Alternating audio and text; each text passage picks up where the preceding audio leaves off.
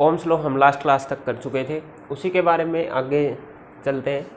Ohm's law detail में हो चुका था, उससे रिलेटेड कुछ एक आध टर्म जो रहेगी होगी, क्योंकि मैंने बोला था कि जो रेजिस्टेंस नाम की जो ये टर्म आ गई है अब आगे तक यही चलेगा, इसी के बेस पे रहेगा आपके पास पूरा इलेक्ट्रिसिटी चैप्टर।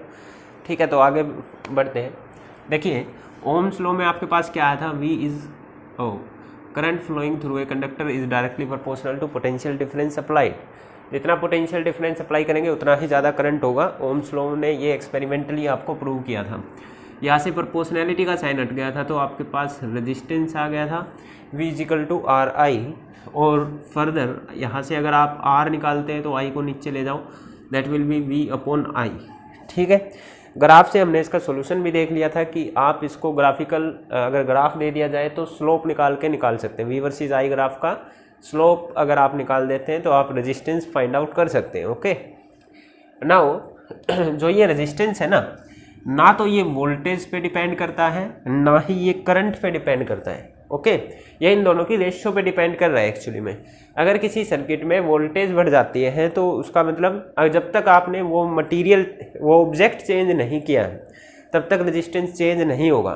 ठीक है, तो मैं कुछ पॉइंट्स लिख रहा हूँ, ये आप नोट डाउन कर सकते हैं for the knowledge. Resistance is the property of the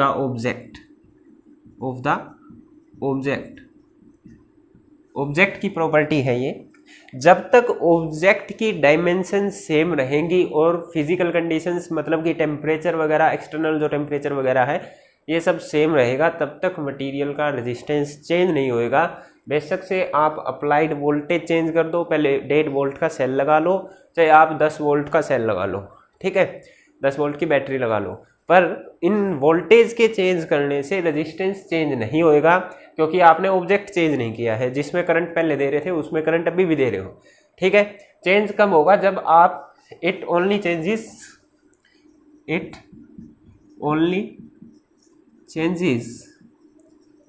with change in physical condition of the object.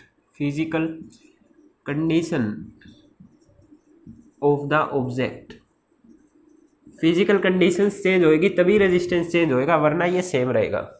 In physical condition से हमारा मतलब है जैसे कि लेंथ ऑफ द कंडक्टर, मतलब उसकी डायमेंशन। आपने पहला वायर इतना सा था, फिर एक लंबा वायर ले लिया, छोटा वायर ले लिया, तो उससे चेंज हो जाएगा। पर अगर वायर वही है वैसा का वैसा ही बिल्कुल, तो नहीं चेंज होएगा। ओके,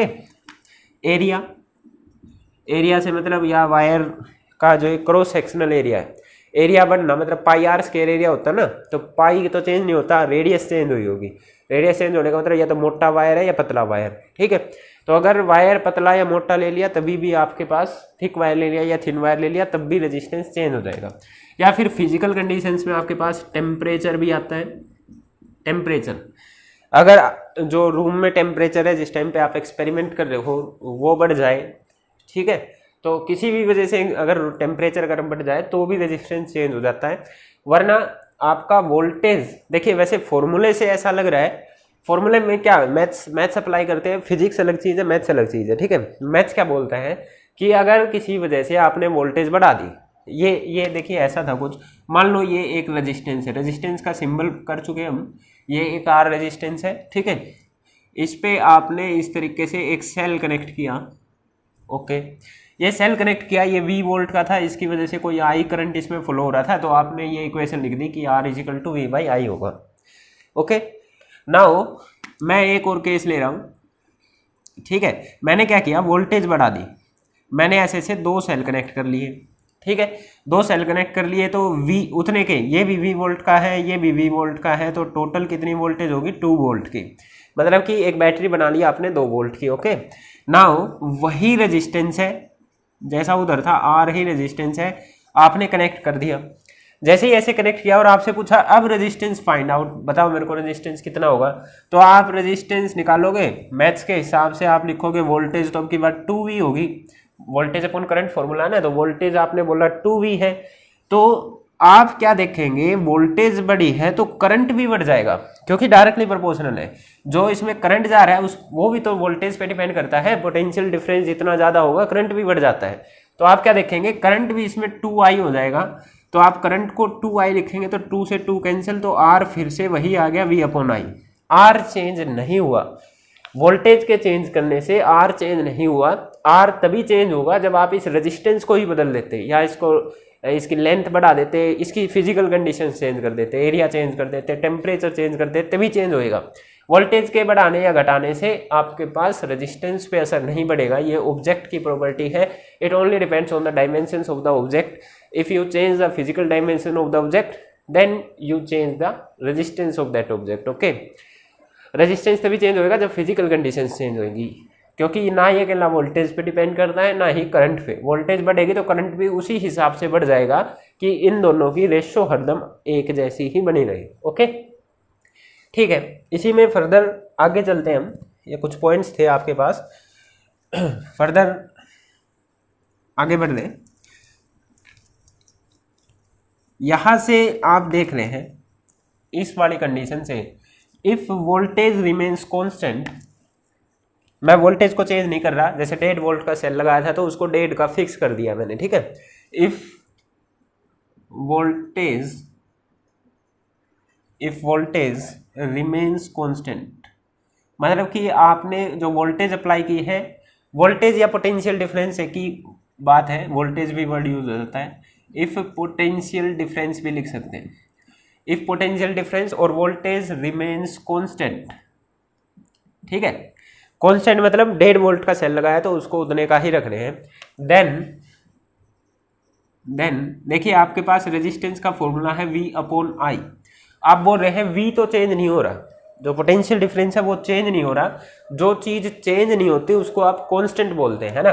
तो मैं इसको ऐसा लिख सकता हूँ, R = constant divided by current, क्योंकि V को आप बोल रहे हो कांस्टेंट है, इसकी वैल्यू चेंज नहीं हो रही। जब भी कांस्टेंट हटता है तो प्रोपोर्शनलिटी का साइन हटता है, और प्रोपोर्शनलिटी का साइन आ जाता है, और जब भी प्रोपोर्शनलिटी का साइन हटता है तो कांस्टेंट आ जाता है। ये आप स्टार्टिंग से ही पढ़ते आ रहे हैं, जैसे आपने न्यूटन लॉ ऑफ ग्रेविटेशन पढ़ा था, F directly proportional to masses का product inversely proportional to square of the distance. Proportionality का साइन हटाते हो तो इधर G लगाते हो ना आप, कांस्टेंट। तो प्रोपोर्शनलिटी को हटा के कांस्टेंट लगा दिया जाता है, और कांस्टेंट को हटा के वापस प्रोपोर्शनल भी बनाया जा सकता है। तो मैंने इधर कांस्टेंट को हटा के वापस प्रोपोर्शनल बनाया है, ठीक है। ओके, यहां से अगर पोटेंशियल डिफरेंस मतलब वोल्टेज कांस्टेंट है, अगर सेल एक ही लगा रखा है, सेल चेंज नहीं किया, तो आप क्या देख रहे हैं, current is inversely proportional to resistance, ठीक है। रेजिस्टेंस और करंट की जो रिलेशन है that is inversely proportional. Inversely proportional का मतलब क्या होता है, एक चीज बढ़ेगी तो दूसरी घटेगी, ठीक है। इनवर्सली प्रोपोर्शनल का मतलब क्या है, अगर करंट बढ़ा है तो रेजिस्टेंस घटेगा, अगर रेजिस्टेंस बढ़ा दिया गया तो करंट घटेगा, ठीक है। करंट और रेजिस्टेंस, देखिए इसको लैंग्वेज से ही इसको चीज को समझते हैं। रेजिस्टेंस क्या था आपके पास, ये करंट के फ्लो को रोकने की प्रॉपर्टी थी किसी मटेरियल की, अपने अंदर से चार्जेस के फ्लो को रोकने की प्रॉपर्टी थी किसी मटेरियल की। तो रेजिस्टेंस ज़्यादा हो गया तो मतलब चार्जेस को रोकने की ज़्यादा प्रॉपर्टी आ गई। चार्जेस को जितना ज़्यादा रोकेगा करंट तो उतना ही कम होगा ना, क्योंकि करंट बनता ही चार्जेस के फ्लो से है। ओके, सो रेजिस्टेंस अगर बढ़ेगा तो चार्जेस को ज़्यादा रोकेगा तो करंट कम होगा, तो ये क्वांटिटी बढ़ेगी तो ये घटी होगी, ठीक है। इनवर्स रिलेशन वैसे ही पता चल रही थी। तो अगर वोल्टेज सेम रख रहे हो तो रेजिस्टेंस और करंट के बीच में इनवर्स रिलेशन होती है, एक को बढ़ाओगे तो दूसरा घटेगा, रेजिस्टेंस बढ़ाओगे तो करंट कम हो जाएगा, ठीक है। तो इस चीज़ का यूज़ हम घरों में करंट कंट्रोल के लिए यूज़ करते हैं, ठीक है। कई बार देखो आपको बहुत ज़्यादा वोल्टेज आ जाती है बाहर से, या ज़्यादा करंट, कहीं पर आपको ज़्यादा करंट चाहिए होता है, कहीं पे आपको कम करंट चाहिए होता है, तो आप इसको कैसे मेंटेन कर सकते हो कि मैं एक बार जब अपनी मर्जी से ज़्यादा करंट दे दूँ, अपनी मर्जी से कम करंट दे दूँ। तो इस चीज़ को आप एक डिवाइस बना लेते हैं, ठीक है। उस डिवाइस का रेजिस्टेंस आप चेंज कर सकते हैं अपनी मर्जी से। रेजिस्टेंस ज़्यादा कर दोगे तो आगे करंट कम जाने लग जाएगा, रेजिस्टेंस बढ़ेगा तो करंट कम हो जाएगा, रेजिस्टेंस कम कर दोगे तो करंट ज़्यादा जाने लग जाएगा, ठीक है। तो इस तरीके से आप रेजिस्टेंस चेंज करके करंट को कंट्रोल कर सकते हैं अपने घर के अंदर। जैसे आपके पास पहले फ्रिज वगैरह के ऊपर वोल्टेज आती थी, ठीक है, वो वोल्टेज को कंट्रोल करने के लिए, स्टेबलाइज करने के लिए। और मैंने एक डिवाइस भी बताया था आपको, रियोस्टेट, ठीक है, एक डिवाइस बताया था रियोस्टेट या वेरिएबल रेजिस्टेंस, जिसका सिंबल कुछ इस तरीके से था आपके पास, या तो ये बना लो या फिर इस तरीके से, है ना, रियोस्टेट। तो ये रियोस्टेट वही होता है जिसका रेजिस्टेंस आप चेंज कर सकते हैं।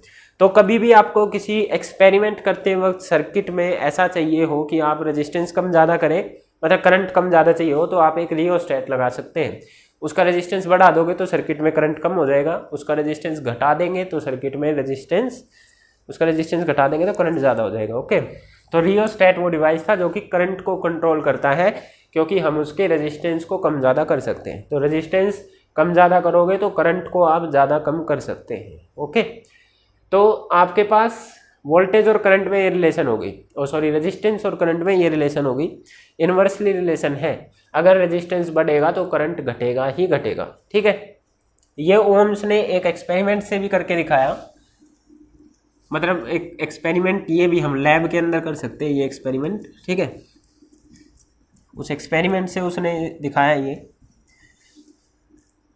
बस जनरली छोटा सा एक्टिविटी भी बोल सकते हैं उसमें। बस उसने क्या किया, इस तरीके से एक सर्किट बनाया, इलेक्ट्रिक सर्किट। ये उसने स्विच लगा लिया, यहाँ पे एक सेल लगा लिया, सपोज करो 1.5 वोल्ट का, या फिर मान लो एक बैटरी लगा लेते हैं, ठीक है, ज़्यादा की 20 वोल्ट की एक बैटरी लगा ली। यहाँ पे उसने कनेक्ट करने के लिए अलग अलग चीज़ें ली। यहाँ पे उसने एक एमीटर लगा लिया, सीरीज में एमीटर लगता है, बैटरी का नेगेटिव एमीटर के नेगेटिव से, बैटरी का पॉजिटिव एमीटर के पॉजिटिव से, ये पॉजिटिव होता है, ये नेगेटिव, ठीक है, ऑलराइट, ठीक है। अब उसने क्या किया, पहले अलग अलग मटेरियल लिए, यहाँ पे कनेक्ट, देखिए अभी यहाँ पे कनेक्शन नहीं हुआ है, कोई भी डिवाइस लगाया नहीं है, तो जब तक क्लोज लूप नहीं होगा करंट फ्लो नहीं करता। बेशक आप स्विच को ऑन कर देना, क्लोज लूप नहीं है, चार्जेज यहाँ से वहाँ जंप नहीं कर सकते, ठीक है। चार्जेज को एक पूरा क्लोज रास्ता चाहिए होता है, इलेक्ट्रिक सर्किट की डेफिनेशन ही ये थी। तो अभी तक सर्किट पूरा नहीं है, तो अभी तक करंट फ्लो नहीं होएगा आपके पास, ठीक है। तो उसने क्या देखा, उसने एक पहले टॉर्च बल्ब लगा लिया। उसने क्या किया, एक टॉर्च बल्ब यूज़ किया, जो टॉर्च मारते हैं उसका, फ्लैश लाइट का, वो वाला बल्ब, ठीक है। तो ये टॉर्च बल्ब जब जैसे ही उसने लगाया तो उसने करंट को नोट किया। जैसे ही टॉर्च बल्ब लगाया, स्विच ऑन किया तो करंट फ्लो करने लग जाएगा। करंट पॉजिटिव से स्टार्ट होता है, नेगेटिव की तरफ आता है, ये तो हमको पता है। जैसा ही ये चार्जेज आपके पास एमीटर से मूव किए होंगे, एमीटर ने करंट मेजर कर लिया होगा। ओके, तो बस उसने जस्ट कंपैरिजन किया है कि टॉर्च बल्ब लगाया, बैटरी चेंज नहीं कर रही, टॉर्च बल्ब लगाया तो टॉर्च बल्ब का अपना कुछ रेजिस्टेंस होता है, ठीक है। सपोज करो इसका रेजिस्टेंस है RT, टॉर्च बल्ब का रेजिस्टेंस कुछ RT है, अभी हमको नहीं पता कितना होता है, सबका अलग अलग होता है आपके पास, ठीक है। उसने करंट को नोट कर लिया, तो उस टाइम पे जो भी करंट आया उसको उसने I टॉर्च से डिनोट कर लिया, IT लिख लेता हूँ, ठीक है। फिर उसने क्या किया, एक बार टॉर्च बल्ब लगा ली, और टॉर्च बल्ब लगाने की वजह से कितना करंट गया सर्किट में ये मेजर कर लिया। उसने इस सेल को चेंज नहीं किया, उसने क्या किया, इस बल्ब को चेंज कर दिया, ठीक है।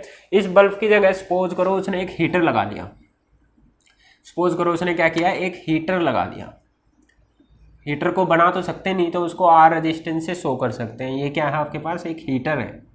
मैंने आपको बताया था जो चीज़ बनाई नहीं जा सकती उसको R रेजिस्टेंस से, रजिस्टर से दिखा सकते हैं आप, ठीक है। तो एक रजिस्टर मतलब एक हीटर को इससे दिखाया गया है। ओके, तो जैसे ही ये रजिस्टर कनेक्ट किया, करंट तो भी जाएगा, सेल वही है, उतना ही वोल्टेज का सेल है, पर आप क्या देखोगे, इसके अंदर जो करंट जा रहा है, इसने क्या किया, अब की बार एक R लगाया, हीटर का रेजिस्टेंस R, हीटर लिख लिया मैंने। तो इस टाइम पे जो करंट गया उस करंट को मैंने RHIH से डिनोट कर लिया, ठीक है। तो एक्सपेरिमेंटली आप क्या देखेंगे, कभी लैब में करेंगे तो बता देंगे आप। हमको क्या पता था, जो हीटर का रेजिस्टेंस होता है ये आपके पास टॉर्च बल्ब के रेजिस्टेंस से ज़्यादा होते हैं। हीटर में बहुत सारे वायर भी होते हैं, नाइक्रोम के वायर, ठीक है। और टॉर्च बल्ब में तो एक पतला सा टंगस्टन का वायर या छोटा सा वायर होता है आपके पास, ठीक है। आई डोंट नो एग्जैक्टली कि टंगस्टन का होता है या नहीं, वैसे जो 100 वाट के बल्ब आते हैं उसमें तो टंगस्टन का होता है आपके पास, ठीक है। तो रेजिस्टेंस हीटर का ज़्यादा था टॉर्च बल्ब से। तो उसने क्या नोट किया एक्सपेरिमेंट में कि जो करंट है वो टॉर्च बल्ब में ज़्यादा आ रहा था और ये जो हीटर है उस टाइम पे करंट कम था फॉर द सेम पोटेंशियल। ये क्यों हुआ? क्योंकि आपने इधर एक रिलेशन पढ़ी है कि for the same voltage same potential difference, यहाँ पे सेम है ना, यही वोल्टेज हीटर के लिए लगाई थी, यही वोल्टेज टॉर्च बल्ब के लिए लगाई थी। तो उसने क्या देखा कि रेजिस्टेंस जिसका ज़्यादा होगा, रेजिस्टेंस जिसका ज़्यादा होगा उसका करंट कम होगा। इनवर्स रिलेशन है, ठीक है भाई, नीचे की चीज़ घटेगी तभी तो ये बढ़ेगी आपके पास।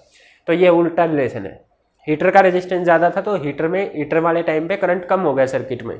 तो यही बता रहा हूँ मैं कि रेजिस्टेंस को बढ़ा के करंट को कम किया जा सकता है। जहाँ पे रेजिस्टेंस ज़्यादा वहाँ पे करंट कम फ्लो हो रहा है सर्किट के अंदर for the same potential difference. Okay, ये उसने एक्सपेरिमेंटल भी आपको करके दिखा दिया। अब आगे बढ़ते हैं हम, और ये बड़ा इंपॉर्टेंट टॉपिक है, बड़ा इंपॉर्टेंट क्वेश्चन है। On what factors does the resistance of a conductor depends. Direct ऐसे ही क्वेश्चन आ जाता है, इंपॉर्टेंट क्वेश्चन है, ठीक है। क्वेश्चन इंपॉर्टेंट टॉपिक है। टॉपिक क्या बोलता है? On what factors does the resistance of a conductor depends. On what factor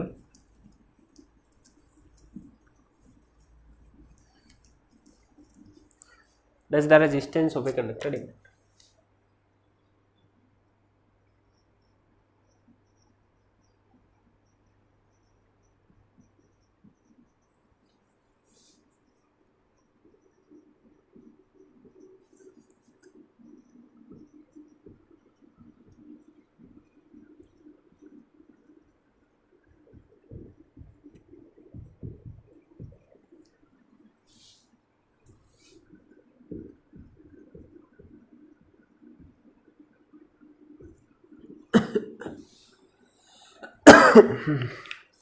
ठीक है, तो आपके पास नेक्स्ट क्या है? On what factors does the resistance of a conductor depend. ठीक है, किन किन चीज़ों पे रेजिस्टेंस डिपेंड करता है एक कंडक्टर की। ओके, तो यहाँ पे डायरेक्ट ऐसे ही क्वेश्चन आता है। तो वे फैक्टर्स हैं आपके पास, length of the conductor, length of the conductor, दूसरा area of cross section of that conductor, area of cross section of that conductor, और थर्ड है आपके पास टेम्परेचर पर, थर्ड है आपके पास टेम्परेचर। ठीक है, लेंथ ऑफ द कंडक्टर पे डिपेंड करता है, एरिया ऑफ क्रॉस सेक्शन पे डिपेंड करता है, और लास्ट वन जो आपके पास थर्ड वन है वो है आपके पास टेम्परेचर पर डिपेंड करता है। ठीक है, इसको भी उसने एक्सपेरिमेंटल किया, एक्सपेरिमेंट करके देखा और फिर प्रूव किया था कि इन चीज़ों पे डिपेंड करता है। तो वो एक्सपेरिमेंट हम देख रहे हैं, एक्सपेरिमेंट बोल लो या एक्टिविटी बोल लो। ठीक है, उसने क्या किया एक्सपेरिमेंट के अंदर, नाइक्रोम का वायर लिया। ठीक है, नाइक्रोम का वायर लिया, नाइक्रोम ऐसे उसने नाइक्रोम पिछली क्लास में बता दिया था, निकल, क्रोमियम, मैग्नीज और आयरन, इन सब को मिला के, इन सब मेटल्स को मिला के एक एलॉय बनाया जाता है नाइक्रोम का। ठीक है, मेटल है निकल, क्रोमियम, मैग्नीज और आयरन, इन सब को कुछ कुछ परसेंटेज करके इनके मिला के एक नया एलिमेंट तैयार किया गया जिसको बोला जाता है नाइक्रोम। ठीक है, ये एक एलॉय है और इस एलॉय की रेजिस्टिविटी आगे आ जाएगी, वो बहुत ज़्यादा होती है, वो बता दूंगा अभी क्या रीज़न है नाइक्रोम बनाने का। ठीक है, उसने क्या किया, नाइक्रोम के वायर लिए, मान लो एक तो लिया उसने एल लेंथ का वायर, एक कितने लेंथ का वायर लिया, एल लेंथ का वायर। नाइक्रोम का ही एक उसने 2L लेंथ का वायर लिया, ये L लेंथ का वायर है और A एरिया का वायर है, एरिया इसका कितना था A। ओके, दूसरी बारी में उसने क्या किया, 2L लेंथ का वायर लिया और इसका एरिया उतना ही रखा A, सेम एरिया का पर 2L लेंथ का वायर। वायर को ऐसा बना लो, चलो वायर जनरली इस तरीके के दिखते हैं। ठीक है, दूसरी बार में उसने एरिया तो उतना ही रखा पर डबल लेंथ का ले लिया। तीसरी बारी में उसने क्या किया, जो फर्स्ट वाली लेंथ थी L, लेंथ तो उतनी ही ली पर एरिया डबल कर लिया, एरिया ज़्यादा दिखा रहा हूँ मैं इसका। ठीक है, लेंथ तो L ही है पर एरिया आपकी बार 2A है, क्रॉस सेक्शन एरिया, ये वाला एरिया।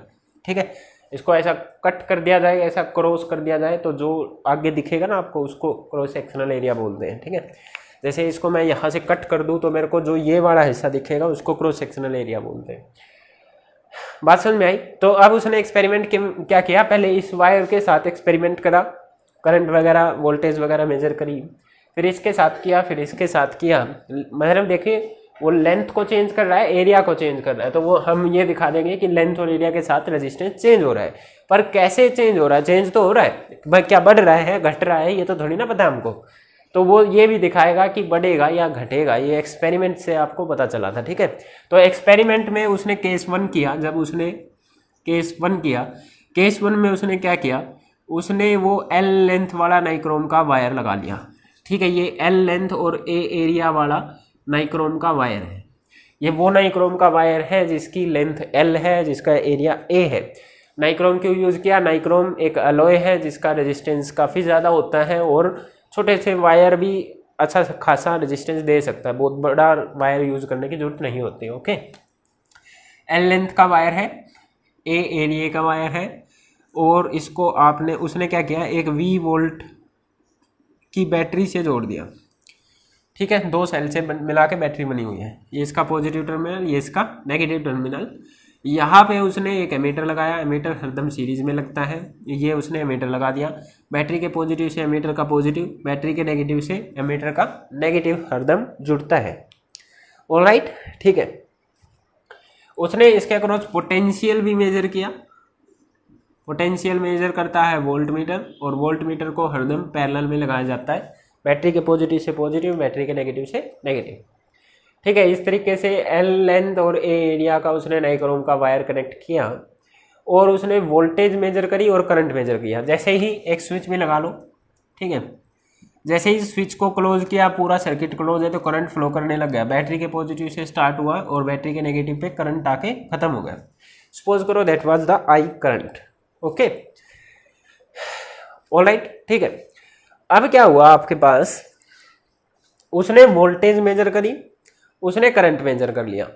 वोल्टेज और करंट जैसे ही उसने मेजर किया तो उसने क्या देखा कि रेजिस्टेंस निकाला, रेजिस्टेंस आ गया V/I के बराबर। ये था आपके पास केस 1।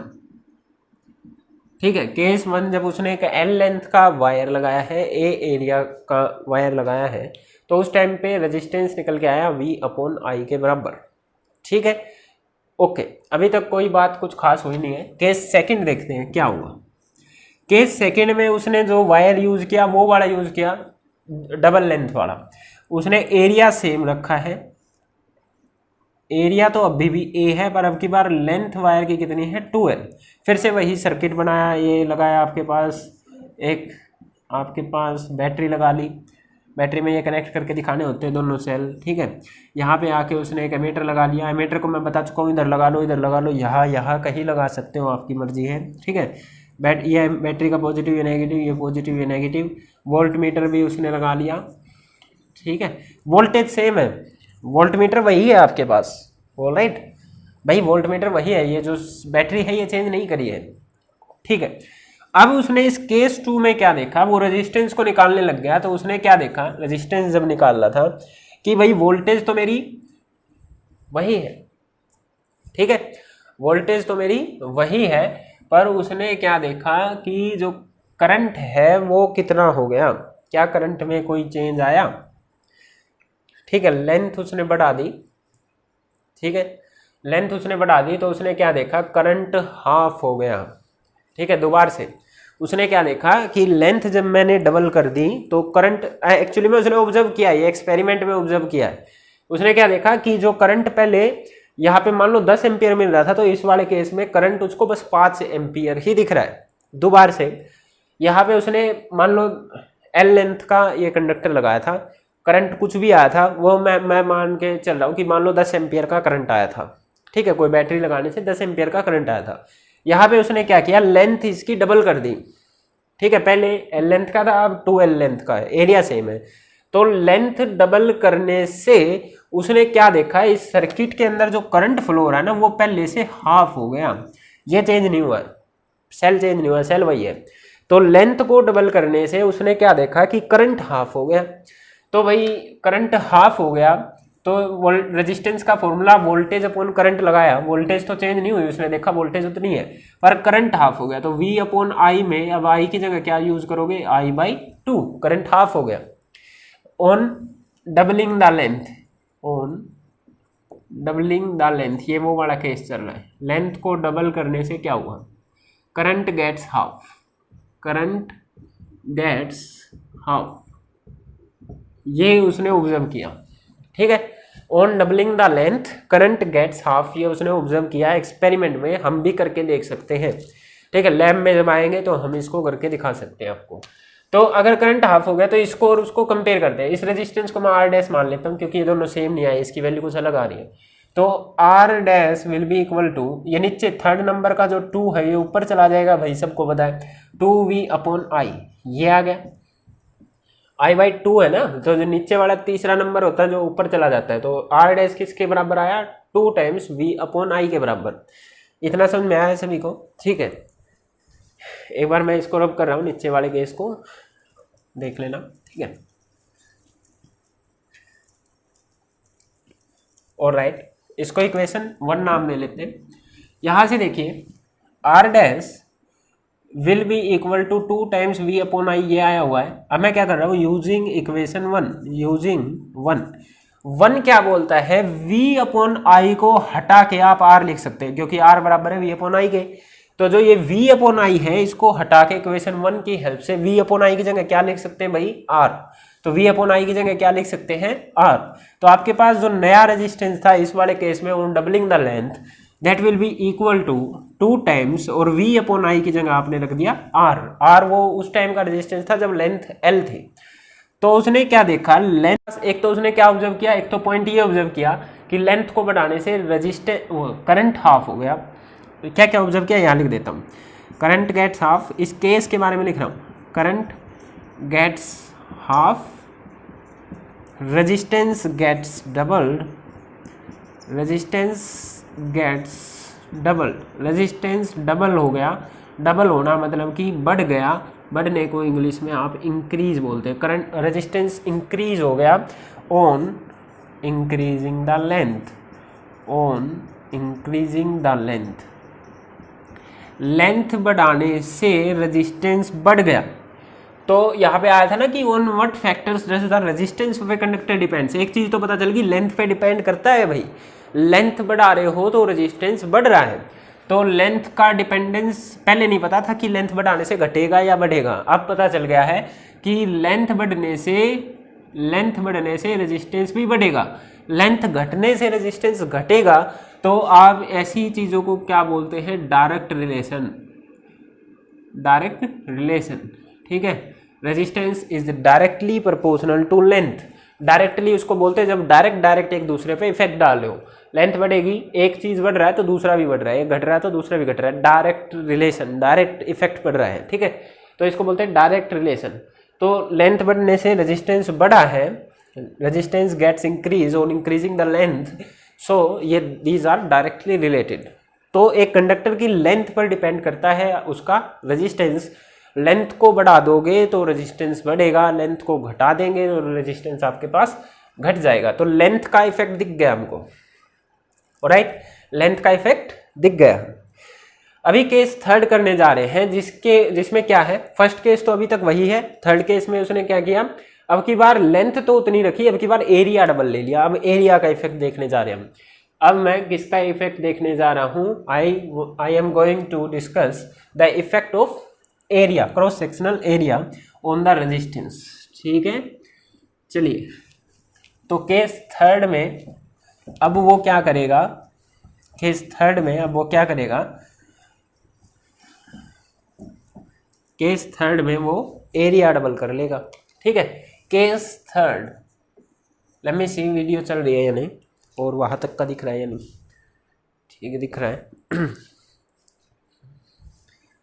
केस थर्ड उसने क्या किया, जो एल लेंथ का वायर था पर एरिया डबल ले लिया अब की बार, जो ये नाइक्रोम के वायर लगा रहा हूं मैं। ठीक है, एरिया अब की बार 2A है, लेंथ L ही है, सर्किट सारा का सारा वैसा ही बनेगा क्योंकि उसने वोल्टेज चेंज नहीं की है। ठीक है, V वोल्ट का ही सेल लगाया है, यहाँ पे एमीटर लगा लिया, ammeter you can connect ammeter anywhere, ठीक है, ये एमीटर लगा लिया। फिर से यहाँ पे उसने एक वोल्ट मीटर लगाया, वोल्ट मीटर पैरेलल में कनेक्ट होता है बैटरी का पॉजिटिव से पॉजिटिव, नेगेटिव से नेगेटिव, इस तरीके से सेम सर्किट है। अभी तक सर्किट आपको खुद से ड्रॉ करने आ जाने चाहिए, ठीक है। बस इस चीज़ में यही याद रखना पड़ता है, एमीटर सीरीज में, वोल्ट मीटर पैरेलल में, और कहीं से सर्किट ब्रेक ना हो, और सेल कैसे कनेक्ट करते हैं इस तरीके से, ठीक है, आपको खुद से आ जाना चाहिए। अब फिर से कुछ करंट तो फ्लो होगा सर्किट में। अब उसने क्या देखा, एरिया डबल किया हुआ है, एरिया डबल किया हुआ है, वोल्टेज चेंज नहीं की, एरिया डबल किया हुआ है। तो उसने क्या देखा, एक्सपेरिमेंटली क्या देखा, एक्सपेरिमेंट में कैसे दिखता है भाई, एक्सपेरिमेंट में करंट कैसे दिखेगा, उसने एक एमीटर लगा रखा है। एमीटर का काम क्या होता है, एमीटर का काम होता है करंट को मेजर करना।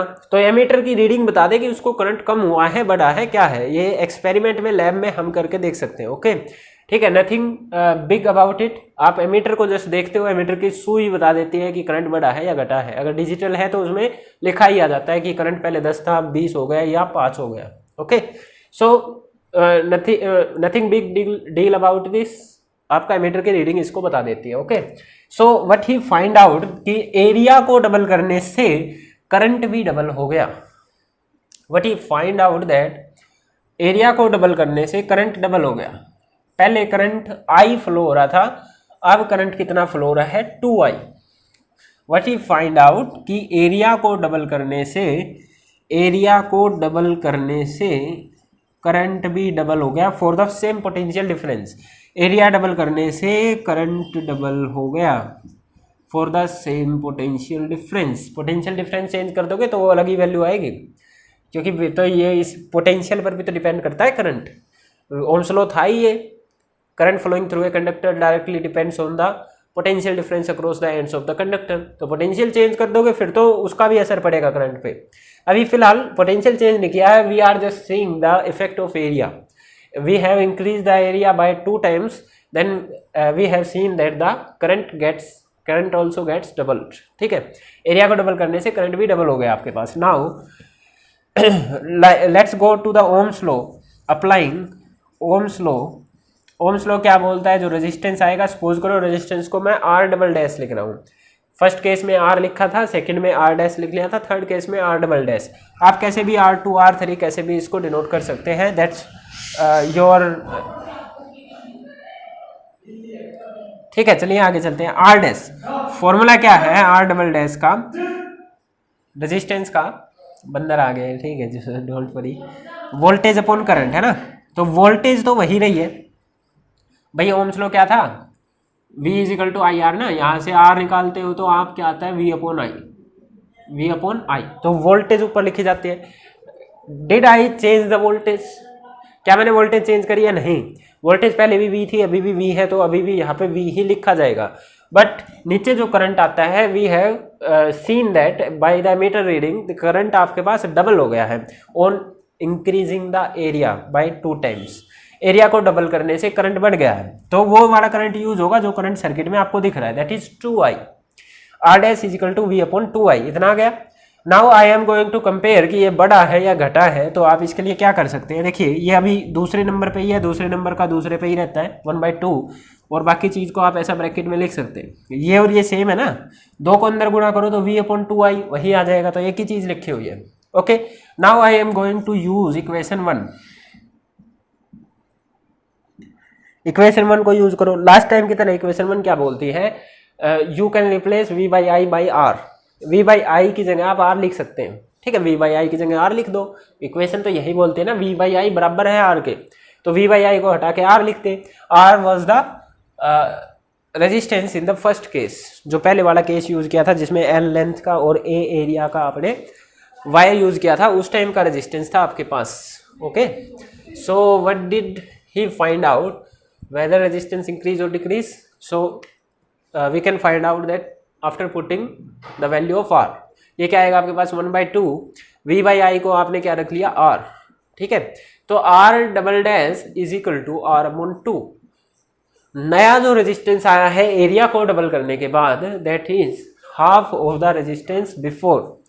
तो resistance gets half on increasing the area by 2 times. क्या ऑब्जर्व किया, एक पॉइंट तो ये ऑब्जर्व किया था, एरिया डबल कर दिया तो करंट्स डबल हो गया था, ठीक है। दूसरा उसने क्या देखा, रेजिस्टेंस गेट्स हाफ, हाफ होने का मतलब है डिक्रीज होना, रेजिस्टेंस डिक्रीज हो गया on increasing the area, on increasing the area, मतलब कि एक चीज बढ़ाई है तो दूसरी घटी है। वट ये क्या हमने फाइंड आउट किया कि एरिया को बढ़ाया था तो रेजिस्टेंस आपके पास घटा है। एक चीज बढ़ रही है एक चीज घट रही है तो ये इनवर्स रिलेशन है, डायरेक्ट इफेक्ट नहीं है, एक बढ़ रहा है एक घट रहा है। This is inverse relation between resistance and area. तो उसने दूसरा, on what factor does the resistance of a conductor depends, first था लेंथ, लेंथ पे देखा हमने डायरेक्ट रिलेशन है, लेंथ बढ़ा देंगे तो आपके पास रेजिस्टेंस बढ़ रहा था। फिर एरिया पे उसने देखा, एरिया पर भी डिपेंड कर रहा है, एरिया बढ़ा है तो रेजिस्टेंस घट रहा है, और that is inverse relation, resistance is inversely proportional to area, ठीक है। ये उसने एक्सपेरिमेंटली फाइंड आउट किया अभी तक। ओके, ये सब मैं समझा रहा हूँ, आप डायरेक्ट बस ऐसा लिखना कि on what factor does the resistance depends, length पे डिपेंड करता है, एरिया पे डिपेंड करता है, टेम्परेचर पे, लेंथ पे डायरेक्टली डिपेंड करता है, एरिया पे इनवर्सली डिपेंड करता है। वो सब मैंने एक्सपेरिमेंट से बताया है आपको कि एक्चुअली में ये हमने फाइंड आउट कहाँ से किया है। ओके, और बुक में दिया हुआ है एक्सपेरिमेंट, सो एक्टिविटी या एक्सपेरिमेंट बुक में दी हुई है, तो ऐसा मत समझना बुक के बाहर से है, बुक के अंदर से ही है। लास्ट फैक्टर बचा है हमारे पास टेम्परेचर का। Let's discuss about this factor कि टेम्परेचर का क्या इफेक्ट पड़ रहा है हमारे पास, ठीक है। ठीक है, लास्ट हमारे पास है effect of temperature, effect of temperature. Now इसमें हमारे पास क्या है, देखिए टेम्परेचर का क्या इफेक्ट पड़ता है। देखिए टेम्परेचर, रूम में टेम्परेचर जब बढ़ता है तो मतलब कि एक तरीके से हीट बढ़ रही है, हीट एक फॉर्म ऑफ एनर्जी है, वो हीट हमको भी मिल रही है, हमारे अंदर जो एटम्स है उनको भी मिल रही है, एटम्स के अंदर जो इलेक्ट्रॉन्स है उनको भी मिल रही है, ठीक है। हर कोई उस हीट को गेन कर रहा है।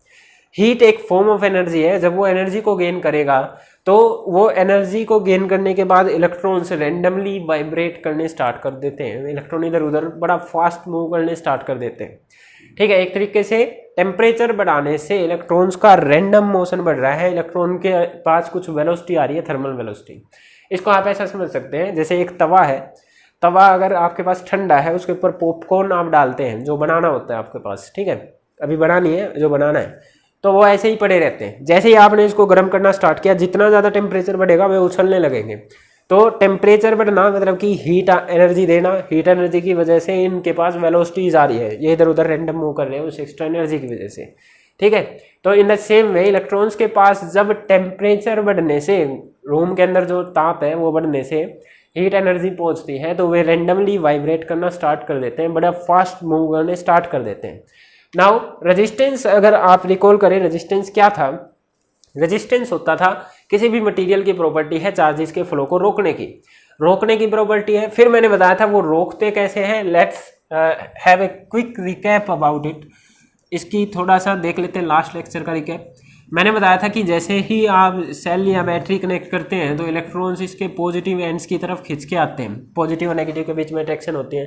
पर जिस टाइम पे इलेक्ट्रॉन खिंच रहे होते हैं उस टाइम पे क्या होता है, यहाँ पर इसके मटेरियल के खुद के एटम भी होते हैं, एटम या आयंस जिस चीज़ का भी मटेरियल बना है, नाइक्रोम का वायर है तो नाइक्रोम के एटम्स, ठीक है, उसके अंदर निकल, क्रोमियम, मैग्नीज, आयरन किसके भी एटम हो सकते हैं, कॉपर का वायर है तो कॉपर के एटम्स, ठीक है। जब इलेक्ट्रॉन्स मूव कर रहे हैं तो ये खींच रहा है इसको, तो खींचने की वजह से बड़े फास्ट मूव करके आते हैं, तो इनके पास कुछ एनर्जी होती है, ठीक है, एनर्जी होती है। पर ये जैसे ही इससे कोलाइड हुए तो ये अपनी एनर्जी इस एटम से टकराने की वजह से इनका मोशन स्लो हो गया। जैसे भाई आप बॉल को दीवार से मार देते हैं तो मोशन स्लो हो जाता है ना, फिर ये टकराने के बाद फिर इधर कहीं पे इधर उधर बॉल की तरह चले गए, पर इसने फिर खींचा तो ये फिर मूव करते आए, फिर किसी से टकरा गए, फिर इधर गए इधर गए इधर गए, इस तरीके से टकराते हुए पहुंचते हैं इलेक्ट्रॉन्स, ठीक है।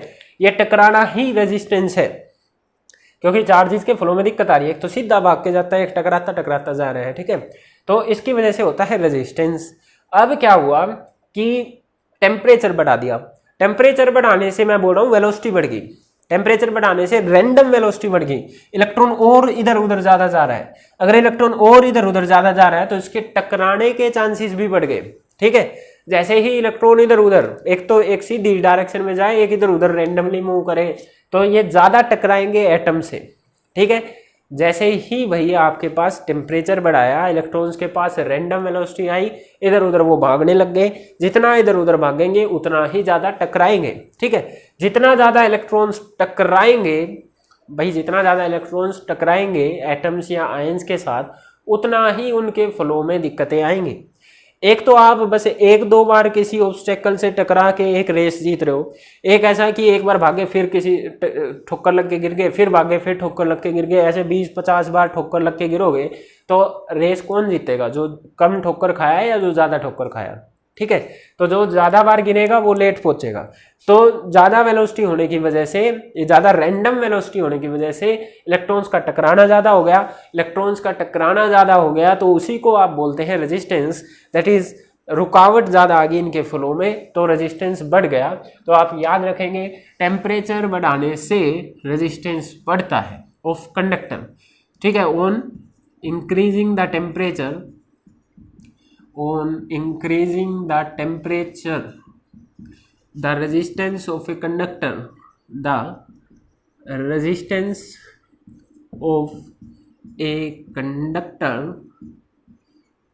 increases। रेजिस्टेंस बढ़ रहा है क्योंकि कोलिजन्स बढ़ रहे हैं, ठीक है, टकराना ज़्यादा हो रहा है। तो टेम्परेचर बढ़ाने से रेजिस्टेंस बढ़ रहा है। इसकी मोर डिटेल आपकी 12th क्लास में जाके आती है, इधर इतना ज़्यादा डिटेल में नहीं है।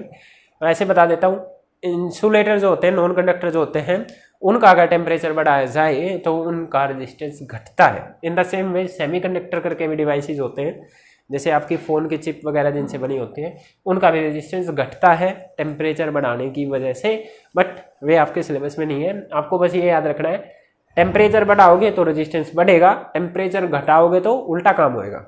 टेम्परेचर बढ़ाया तो रेजिस्टेंस बढ़ा, टेम्परेचर घटाओगे तो रेजिस्टेंस घटेगा, ठीक है। और एंड वाइसा वर्सा, वाइसा वर्सा का मतलब है उल्टा काम भी है।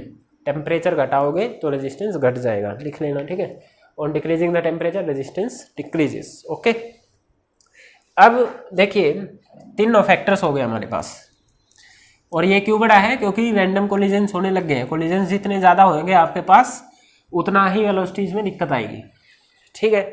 तो आपसे क्वेश्चन पूछा गया, on what factors does the resistance of the conductor depends. आप आंसर लिखेंगे, on the following factors does the resistance of the conductor depends. Number 1 length of the conductor, number 2 area of the cross section, number 3 temperature, ठीक है। फिर आप बताएंगे कि length में आपके पास डायरेक्टली प्रोपोर्शनल है रेजिस्टेंस, एरिया में इन्वर्सली प्रोपोर्शनल है, और टेम्परेचर बढ़ाने से आपके पास रेजिस्टेंस बढ़ता है। अब मैं उस इक्वेशन 1 और 2 को ले रहा हूँ, R directly proportional to length, R inversely proportional to area. इसको इक्वेशन 1 नाम दिया, इसको इक्वेशन 2 नाम दिया। दोनों को अगर मैं कंबाइन करूँ तो लेफ्ट साइड तो दोनों की आर है, राइट साइड आपके पास L/A बन जाएगी। दोनों को एक में लिख लिया। ये वही चीज़ है, R directly proportional to length, inversely proportional to area. फिर से प्रोपोर्शनलिटी का साइन हटता है तो कोई कांस्टेंट आता है, वी ऑल नो दैट, ठीक है। तो प्रोपोर्शनलिटी का साइन यहाँ पे ही हटेगा तो आपके पास क्या बन जाएगा? आर इक्वल का साइन जब आप लगाते हो प्रोपोर्शनलिटी के साइन को हटा के, तो आपको एक कांस्टेंट ऐड करना पड़ता है। यहाँ पे वो कांस्टेंट स्पेसिफिक है, कोई फिक्स कांस्टेंट है, दैट इज रो। ये रो का सिंबल है, कैसे रो पढ़ रहा हूँ मैं, RHO रो, ठीक है, रो पढ़ रहा हूँ। ऐसा थोड़ा सा टेढ़ा पी बना देना है इस तरीके से, वैसे इसमें थोड़ा सा ऐसा भी कर देते हैं रो, ठीक है। इस प्रोपोर्शनलिटी के साइन को हटा के जब इक्वल बनाते हो तो एक कांस्टेंट लगाना पड़ेगा रो, और बाकी चीज़ें एज इट इज L/A, ठीक है, रो L/A। ये रेजिस्टेंस का एक और फॉर्मूला आया। रेजिस्टेंस के 2 फॉर्मूले आ चुके हैं अभी तक। 1 वाज R = V/I। जब आपको क्वेश्चन में वोल्टेज और करंट दे रखा हो तब आप ये वाला फॉर्मूला लगाएंगे। अगर करंट या वोल्टेज ना देख के आपको ये बता रखा है कि इसका लेंथ इतनी है, इसका एरिया इतना है या रेडियस इतनी है, तो आपको फिर ये वाला फॉर्मूला इसका यूज़ करना है। लेंथ और एरिया जब दे रखा हो तो रेजिस्टेंस निकालना हो तो इस तरीके का फॉर्मूला है। अगर वोल्टेज करंट दे रखी है तो ये वाला फॉर्मूला आपको यूज़ करना है, ओके, ठीक है। लेट्स डिस्कस अबाउट दिस रो। ये रो क्या चीज़ है इसके बारे में डिस्कस करते हैं, ओके, ठीक है। फैक्टर्स हो गए हैं। अब हमारा नया टॉपिक स्टार्ट हो रहा है, रेजिस्टिविटी। ये जो रो है इसी को बोलते हैं रेजिस्टिविटी, ठीक है, रेजिस्टिविटी, ठीक है। रेजिस्टिविटी और एक और वर्ड, एक और नाम है इसका, स्पेसिफिक रेजिस्टेंस। स्पेसिफिक रेजिस्टेंस, और इसको रो से डिनोट करते हैं, चाहे रेजिस्टिविटी बोल लो। जनरली आपकी बुक में रेजिस्टिविटी ही मिलेगा, specific resistance I don't think कहीं पे मिलेगा, पर दोनों एक ही नाम है, ठीक है। रेजिस्टिविटी, जनरली रेजिस्टिविटी ही याद रखना है, रेजिस्टिविटी और स्पेसिफिक रेजिस्टेंस एक ही बात है, ठीक है। रो से इसको डिनोट करते हैं, और अभी भी फॉर्मूला पर क्या आए थे हम, R equal to rho L upon A, ठीक है, ये भी फॉर्मूला पर क्या आए थे हम। तो इस रेजिस्टिविटी को देख लेते हैं, ये क्या चीज़ है, ठीक है, व्हाट इज इलेक्ट्रिक रेजिस्टिविटी, ठीक है, इसको देख रहे हैं।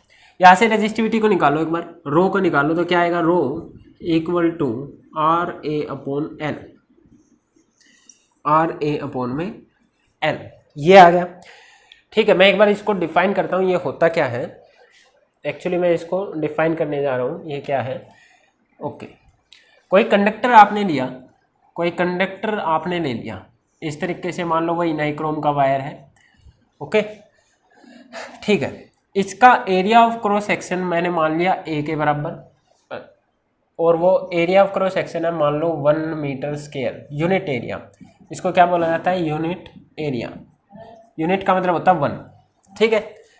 CGS यूनिट ले लो, चाहे MK SI यूनिट ले लो, आपके पास 1 जब भी लिख दिया तो उसको यूनिट बोला जाता है, यूनिट एरिया, ठीक है। मान लिया आपने ये ऐसा वायर लिया है, ऐसा कंडक्टर लिया है जिसका एरिया यूनिट है 1 मीटर स्क्वायर के बराबर है, ठीक है। एरिया पाई आर स्क्वायर से बनता है आपके पास, तो वो आप देख लेना कैसे बनेगा। ओके, ये कंडक्टर मैंने ऐसा भी लिया है जिसकी लेंथ भी आपके पास 1 मीटर है। आपने क्या किया, एक कंडक्टर लिया जिसकी लेंथ भी 1 मीटर है, मतलब कि यूनिट लेंथ है, 1 को बोला जाता है यूनिट, ठीक है। तो यहाँ पे यूनिट लेंथ यूज होएगा क्योंकि लेंथ ली है। यूनिट लेंथ और यूनिट एरिया का एक कंडक्टर ले लिया, ठीक है, यूनिट लेंथ और यूनिट एरिया का एक कंडक्टर ले लिया, तो इक्वेशन 1 क्या बोलेगी, देखिए, resistivity will be equal to resistance into में एरिया आपने लिया 1 मीटर स्क्वायर, लेंथ आपने ली 1 मीटर, ठीक है। अगर मैं कैलकुलेशंस में जाऊं तो 1 से 1 कैंसिल हो गया आपके पास, तो रेजिस्टिविटी तो एक तरीके से रेजिस्टेंस के ही बराबर आ गई ना, यूनिट्स की अभी बात नहीं कर रहा, ठीक है। रेजिस्टिविटी किसके बराबर आ गई, रेजिस्टेंस के। तो रेजिस्टिविटी है क्या, रेजिस्टिविटी एक्चुअली में रेजिस्टेंस ही है।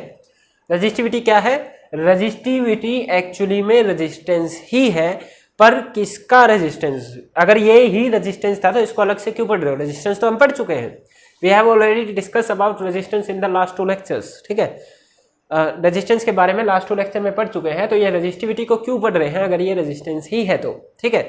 यहाँ इसका डिस्कशन यहाँ से आया कि आपके पास जो रेजिस्टेंस नाम की चीज़ थी, जो कि फ्लो ऑफ चार्जेस में दिक्कत थी, वो क्या थी, किसी कंडक्टर की सेम नहीं रहती, वो डिपेंड करती है उसकी लेंथ पे, उसके एरिया पे और टेम्परेचर कंडीशंस पे। अभी पढ़ के आए हैं कि इसकी लेंथ चेंज कर दूँ तो रेजिस्टेंस बढ़ जाएगा, इसकी लेंथ, इसका एरिया बढ़ा दूँ तो रेजिस्टेंस घट जाएगा, इसका टेम्परेचर बढ़ा दूँ तो भी रेजिस्टेंस बढ़ जाता है, ठीक है। तो जो रेजिस्टेंस नाम की जो फिजिकल क्वांटिटी हम अभी लास्ट टॉपिक में पढ़ के आए थे, that does not remains constant, it does depend on the physical attributes, physical dimensions of this body, ठीक है।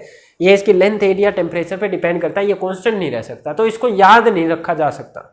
You can not remember the value of resistance for every material, क्योंकि उसकी लेंथ अलग आ गई। जैसे मैं बोल दूं कि भाई नाइक्रोम का रेजिस्टेंस 1200 ओम है, ohm is the unit of the resistance, ठीक है। पर कोई आपको जिस नाइक्रोम के वायर का रेजिस्टेंस मैंने आपको बताया था, कोई आपको उससे डबल लेंथ का या ट्रिपल लेंथ का या 1.5 गुना लेंथ का जाके नाइक्रोम का वायर लाके आपको दे दे, तो आप ये नहीं कह सकते इसका भी 1200 ओम रेजिस्टेंस है, क्योंकि लेंथ चेंज तो रेजिस्टेंस चेंज।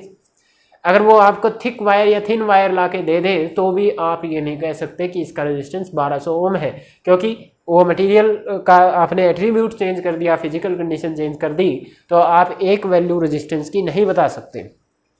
जब तक आपको रेजिस्टेंस की परफेक्ट वैल्यू नहीं पता होगी तो आप करंट को कैसे मेजर करेंगे या करंट को कैसे कंट्रोल कर सकेंगे।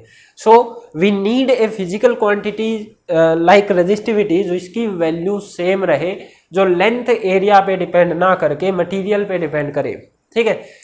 जो आपके पास चेंज ना हो, ऐसी चीज की जरूरत थी। रेजिस्टेंस चेंज हो जाता है भाई, लेंथ एरिया चेंज होते ही चेंज हो गया, ठीक है। तो आपको एक ऐसा मटेरियल चाहिए था, जैसे आप एक कॉपर वायर का रेजिस्टेंस है, कॉपर वायर तो घर में पूरा बड़ा भी लग जाता है, छोटा भी लग जाता है, तो आपको मान लो कुछ फिक्स रेजिस्टेंस का लगाना था कॉपर वायर, तो आप एक वैल्यू नहीं बता सकते कि कितने लेंथ की कितना रेजिस्टेंस होगा, ठीक है। तो रेजिस्टेंस फिक्स नहीं रहता, तो आपको कोई फिक्स क्वांटिटी चाहिए थी रेजिस्टेंस जो बता सके। तो रेजिस्टेंस तो है, पर ये एक फिक्स रेजिस्टेंस है, स्पेसिफिक मतलब एक ही वैल्यू, ठीक है, स्पेसिफाई कर दिया कि एक ही वैल्यू है रेजिस्टेंस की, ठीक है। ये उस कंडक्टर का रेजिस्टेंस, किसी भी कंडक्टर का रेजिस्टेंस कहलाएगा रेजिस्टिविटी, जिसका एरिया और लेंथ दोनों ही यूनिट है, ठीक है। Resistivity is the resistance of that conductor whose area of cross sectional as well as length is unity, ठीक है। एरिया इनटू लेंथ मिलके क्या बनाते हैं, एरिया इनटू लेंथ आपका वॉल्यूम बनाती है, ठीक है। कैसे भाई, area into length, area into एक और लेंथ कैसे वॉल्यूम बनाती है, ये कैसे हुआ, एरिया क्या होता है, लेंथ इनटू ब्रेड्थ, और एक लेंथ ये है, इसको हाइट बोल सकते हैं, हाइट भी तो एक तरीके की लेंथ है, तो 3 लेंथ की मल्टीप्लीकेशन क्या होती है आपके पास, वॉल्यूम, ठीक है। तो आप इसी डेफिनेशन को ऐसे भी बोल सकते हैं कि किसी भी कंडक्टर की रेजिस्टिविटी क्या होती है, किसी भी कंडक्टर की जो रेजिस्टिविटी होती है, अगर आप उस कंडक्टर का यूनिट क्यूब हिस्सा उठा लो, एरिया भी बन लिया, लेंथ भी बन ली, तो वॉल्यूम भी तो बनी आएगी, 1 गुणा 1, ठीक है।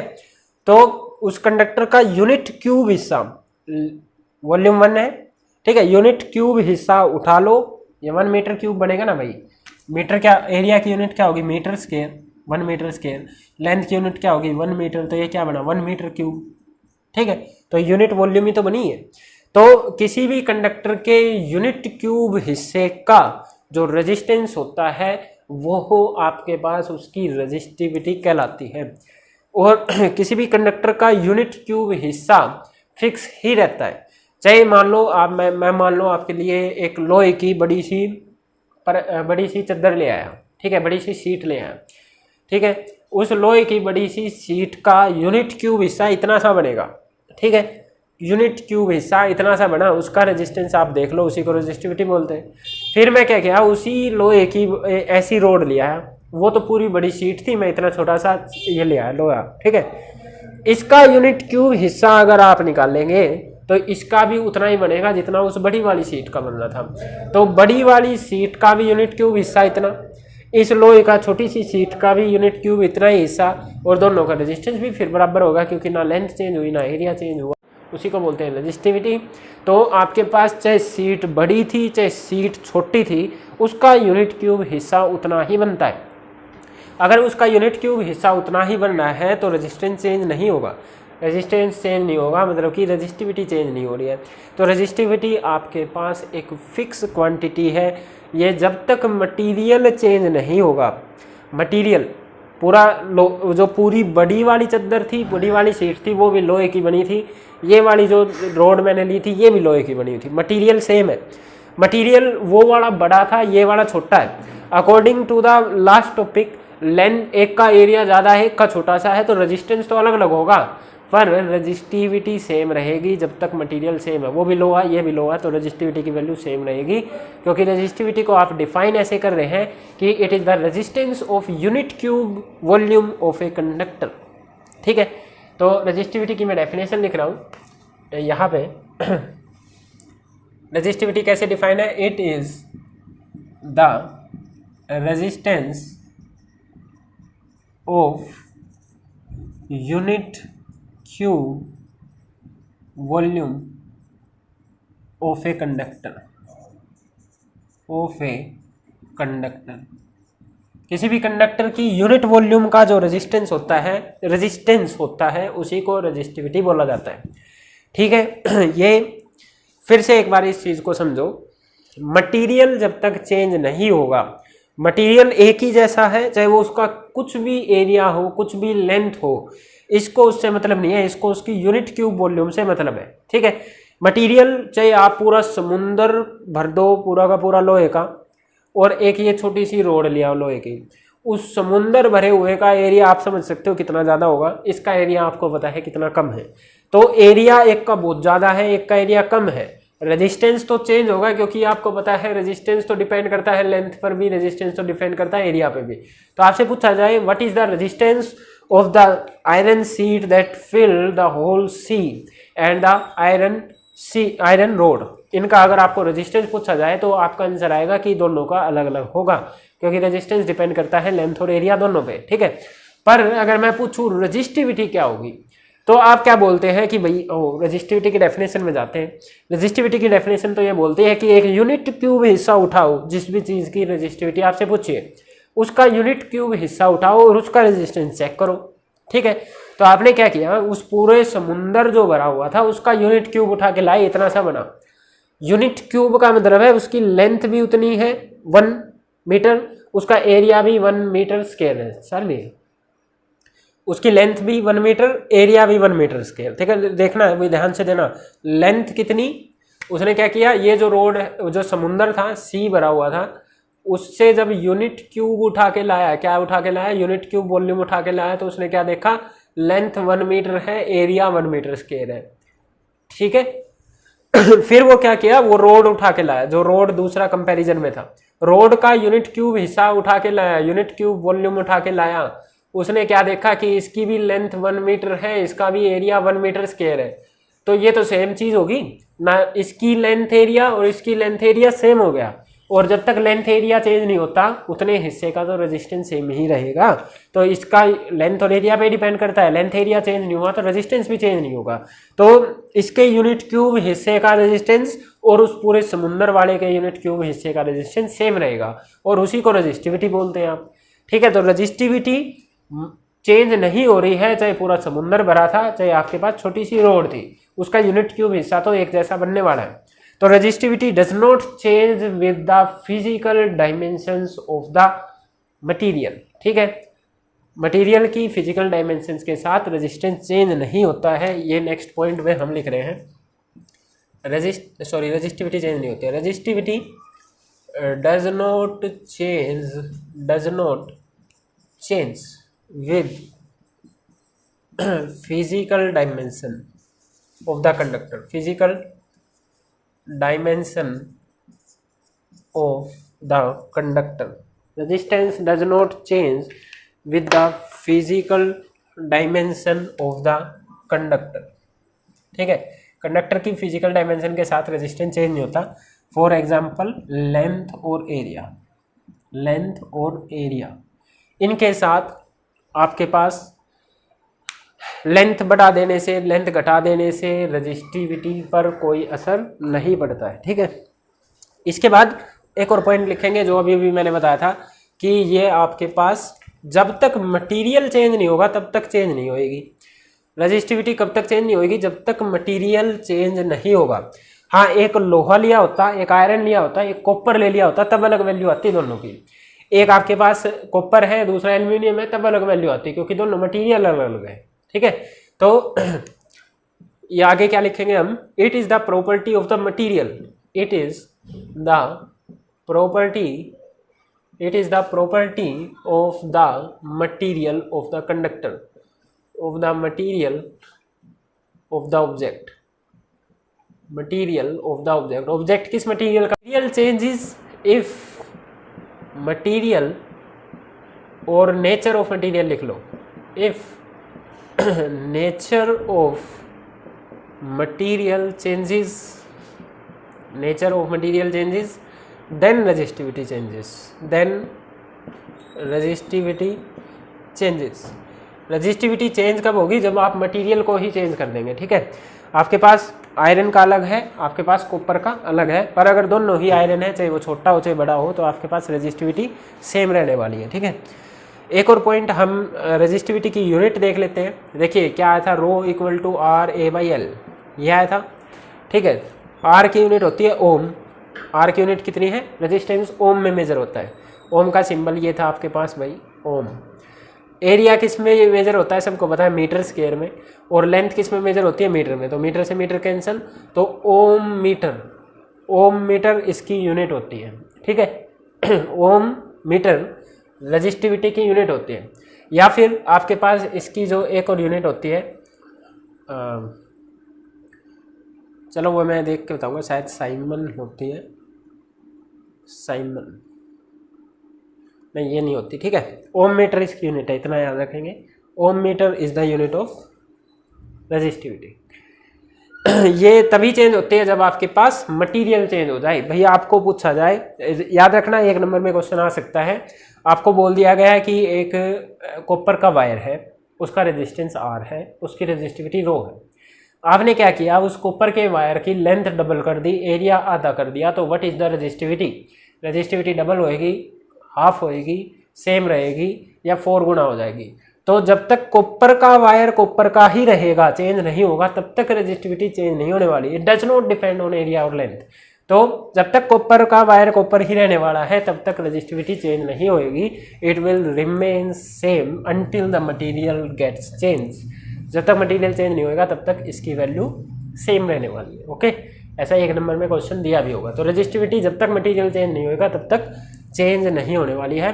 हाँ, टेम्परेचर के साथ चेंज होती है रेजिस्टिविटी।